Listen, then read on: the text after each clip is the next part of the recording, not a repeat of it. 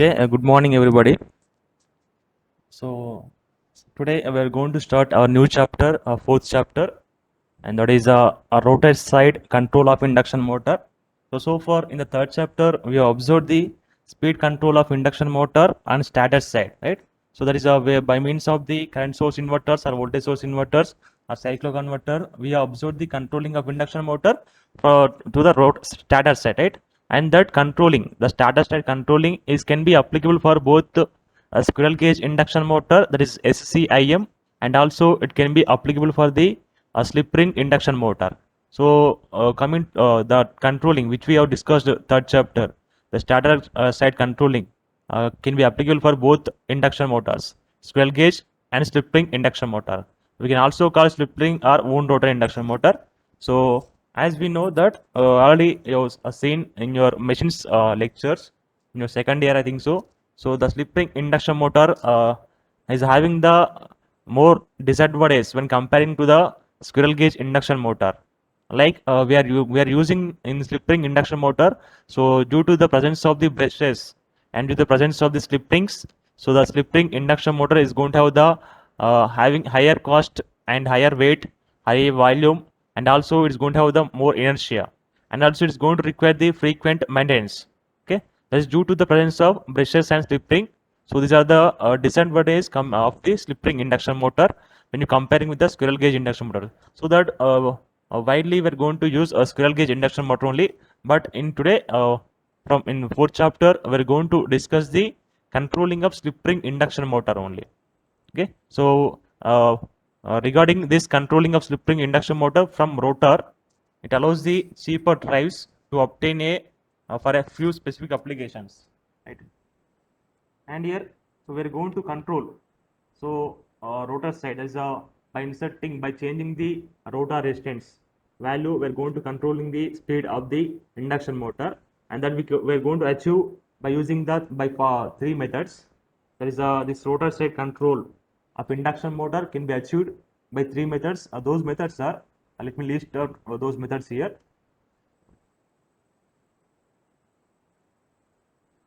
So our first step is, our first method is static rotor resistance control.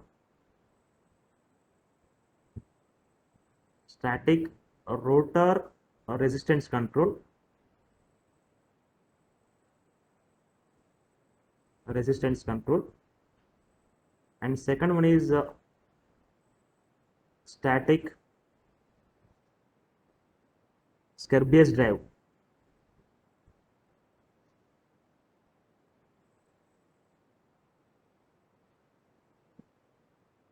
And third method is static Kramer's drive.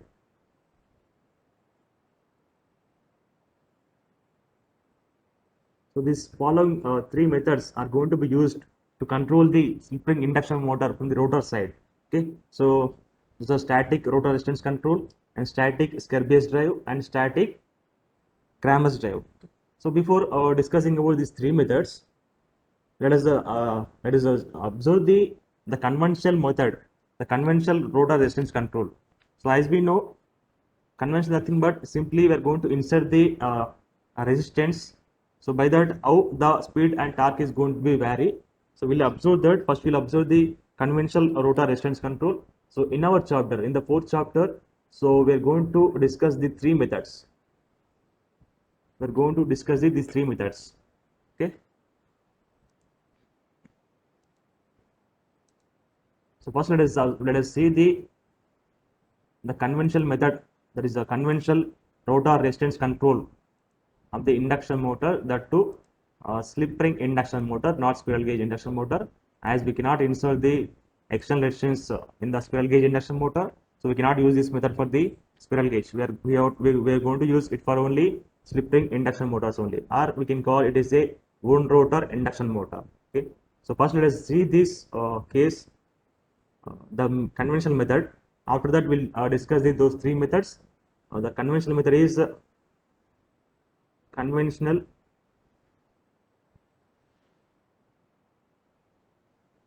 rotor resistance control. Rotor resistance control. I hope you have been habituated with my writing. So as it is a online lecture and I'm using a tab to write this one, so it may not be proper writing. I hope it will is habituated for you. So let us say this conventional rotor resistance control. So as we are going to have a stator and rotor parts for induction motor, stator and rotor parts, and I am taking a squirrel cage induction motor.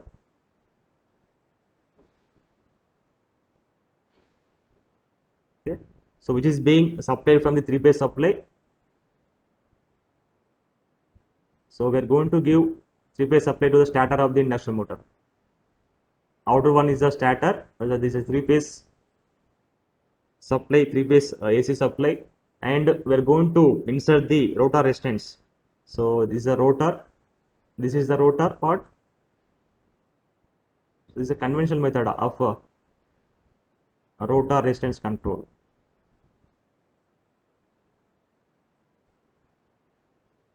So these are the rotor resistances. As we are having the three-phase induction motor, we are going to have three phases. Rotor set three phases, stator set three phases. So we are going to have the each phase resistance. So these are the rotor resistance, and we are going to control this rotor resistance conventionally. Let me use one more color for controlling purpose.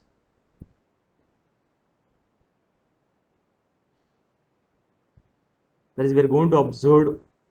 So what are the changes are going to take place in the speed and torque while you are inserting an external resistance in the rotor circuit.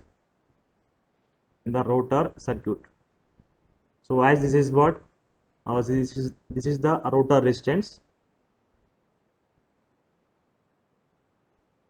Rotor resistance. Okay. Let me say that R2 is a rotor resistance. Let me explain. Take R2 equals to the rotor resistance per phase. Rotor resistance per phase. It means you can say this value is R2, this value is R2, this value is R2. Okay. Rotor resistance per phase.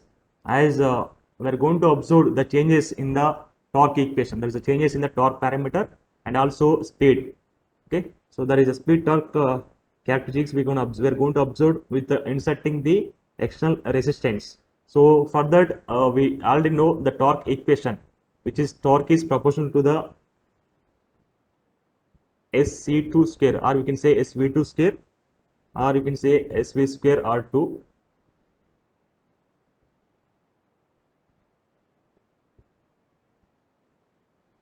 R2 over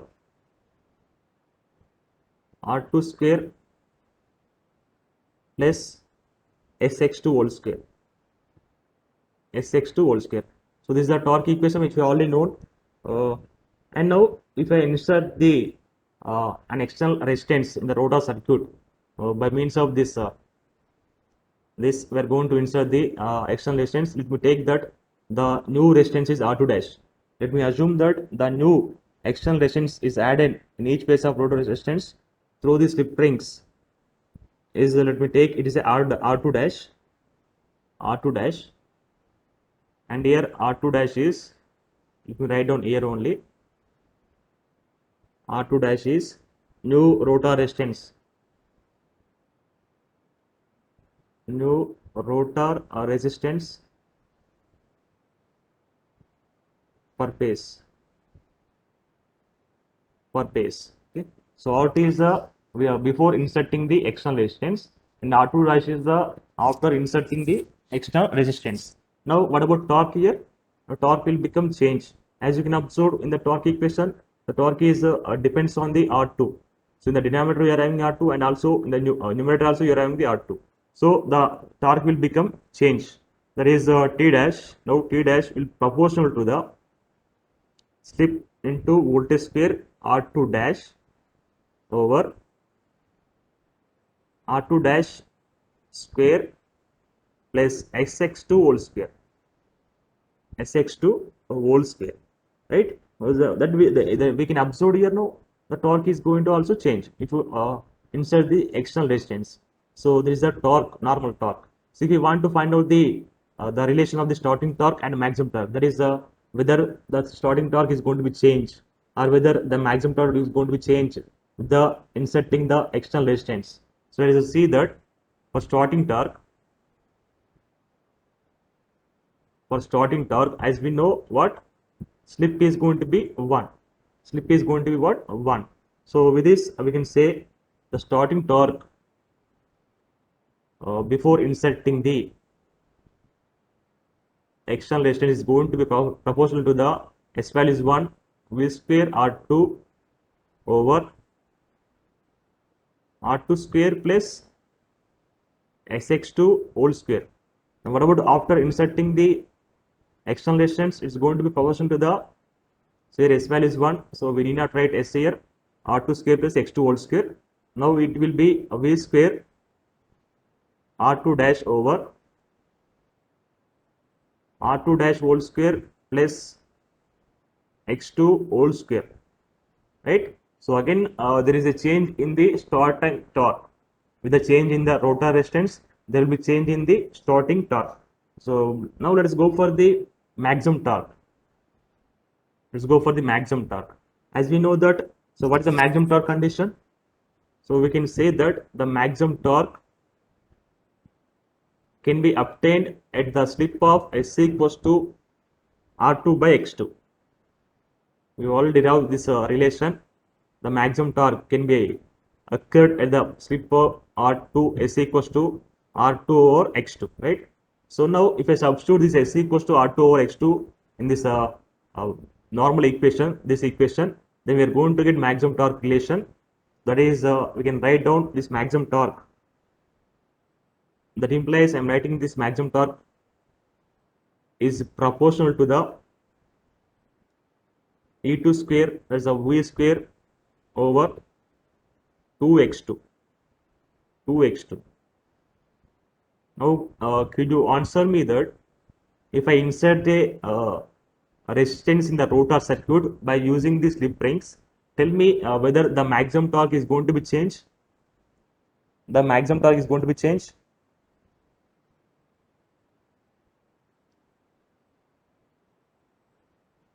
There is no change in the maximum torque, right? So from the expression you can say that is independent of the what? Rotor resistance.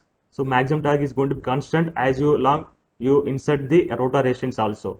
But what about slip at maximum torque? So let us see the slip at maximum torque. So here the slip at maximum torque before inserting the rotor resistance is what? R2 by X2, and the slip at maximum torque after inserting the rotor resistance is what? Sm dash will become R2 dash by X2. So here you need to keep in your mind that the slip at maximum torque is going to be vary, but the maximum torque is not going to be vary. The question can be asked like this in the objective type questions.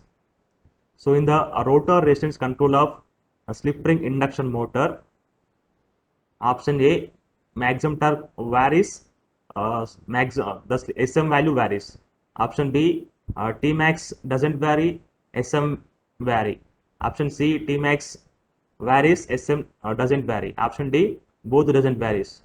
So in that case, you have to choose option. There is no change in the maximum torque, but change in the slip at maximum torque occurs. Okay. So with these conclusions, we can draw the speed torque characteristics of the induction motor. So you can observe here. So there is a change in the torque. That is a torque is going to be changed. The starting torque is going to be changed, and also slip at maximum torque is also changed.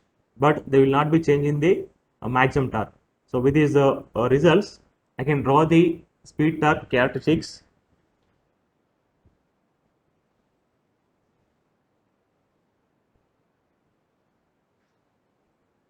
Let me make it big. So let us take this quadratic axis.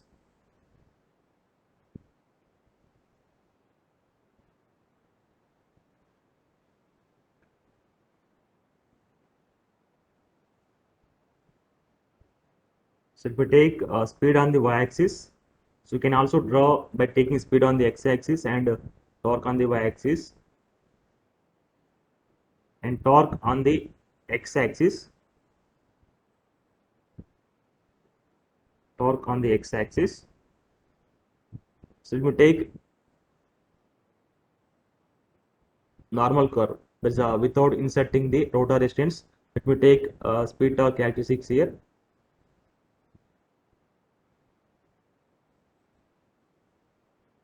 So this we can observe.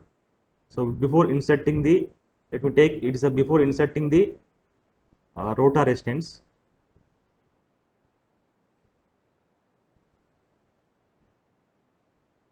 Before inserting rotor resistance, this is a speed torque relation.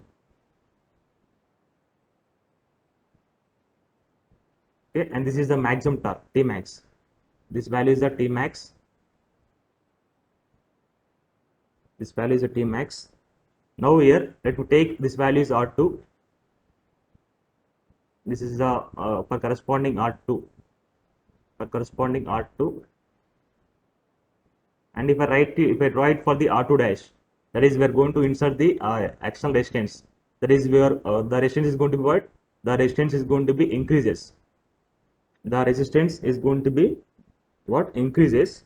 So now tell me, what about starting torque is going to be increase or it is going to be decrease?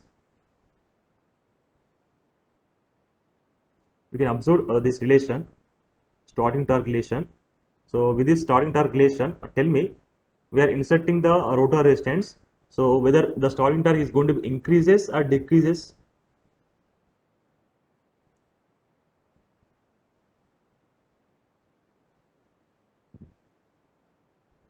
Anybody, could you answer for that question? We are inserting an extra resistance into the rotor circuit by means of the slip rings. So then in that case, the starting torque is going to be increase or decrease?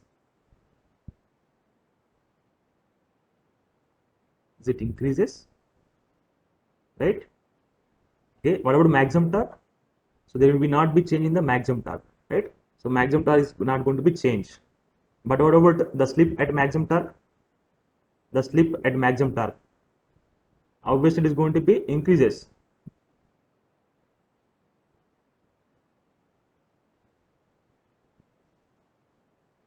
Right? The slip at maximum torque is going to be increases. Okay. So that is if I insert the rotor resistance, then we can obtain this curve like this. You can observe here. So after that I will explain this curve clearly. So actually it is not sine waveform.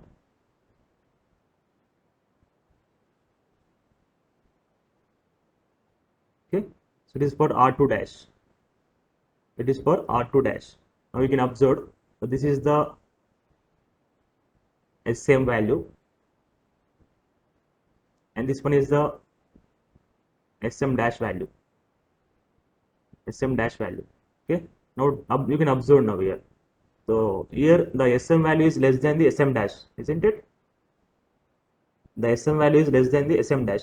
So you can observe I am going to the y-axis, speed is increasing. That is 0 to this is origin. This point is origin.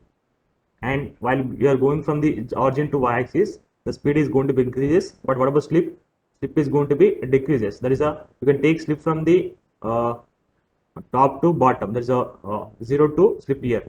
So we can say SM value is less than the SM dash value, and also starting torque is going to be increases, but maximum torque is what? There is no change in the maximum torque. There will not be change in the maximum torque. That is R2 dash. So if I insert the one more resistance, if we insert the again one more resistance, again we can draw this like this.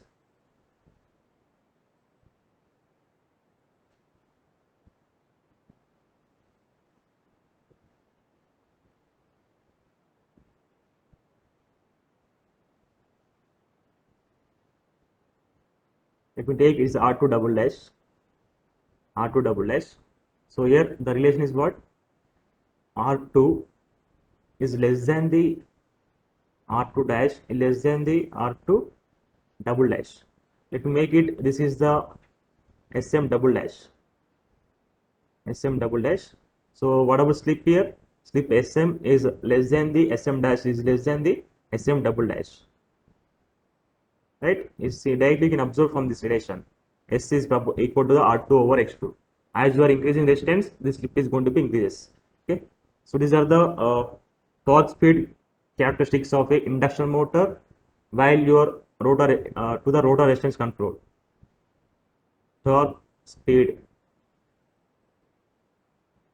characteristics of a slip ring induction motor with rotor resistance control. With rotor resistance control.